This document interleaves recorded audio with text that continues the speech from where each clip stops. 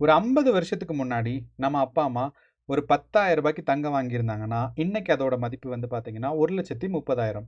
ஆனா, அதே 10,000த்த ஒரு 10 வருஷத்துக்கு முன்னாடி நீங்க பிட்காயின்ல இன்வெஸ்ட் பண்ணியிருந்தீங்கன்னா, அதோட இன்னைக்கு மதிப்பு 40,00,00,000. அப்போ 50 வருஷத்துக்கு முன்னாடி 10 கிராம் தங்கம் வந்து வெறும் ரூ. 500க்கு வாங்கியிருந்தான். ஆனா, இப்போ 2025ல ஏறக்குறைய அதே 10 கிராம் தங்கம் ஒரு ரூ. 70,000 வரும். அப்போ கடந்த 50 வருஷத்துல பார்த்தீங்கன்னா, தங்கம் 130 மடங்கு வளர்ந்திருக்கு. அப்போ இந்த 130 மடங்கு சூப்பரான வளர்ச்சியா அப்படின்னு கேட்டிங்கன்னா, இது ஒரு கேள்விக்குறி தான். ஏன்னா, இந்த தங்கத்தோட வளர்ச்சி வந்து நம்ம இன்ஃப்ளேஷன் அதாவது பணவீக்கத்த தான் ஜெயிச்சிருக்கே ஒழிய, பயங்கரமான லாபத்த குடுக்கல.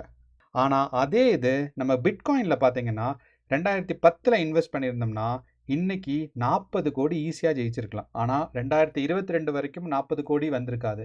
2022ல தான் பார்த்தீங்கன்னா, 70% வந்திருக்கு. அப்போ இந்த பிட்காயின்ங்கிறது ஹை ரிஸ்க், ஹை ப்ராஃபிட். அதாவது உங்களுக்கு இந்த பிட்காயின்ல 10,000 போறதுக்கும் வாய்ப்பு இருந்திருக்கு. அதே மாரி 10,000 40,00,00,000 மாறுறதுக்கும் வாய்ப்பு இருந்திருக்கு. ஆனா, இதே இது நம்ம தங்கத்தில பார்த்தோம்னா, கண்டிப்பா அதோட மதிப்பு வந்து 0 ஆயிருக்காது. அதோட மதிப்பு கூடிட்டே தான் இருந்திருக்கும். அப்போ தங்கம்ங்கிறது லோ ரிஸ்க், லோ ப்ராஃபிட். அப்போ தங்கத்தோட மதிப்பு என்னைக்குமே 0 ஆகாது. ஆனா இந்த பிட்காயின்ங்கிறது ஹை ரிஸ்க், ஹை ப்ராஃபிட்.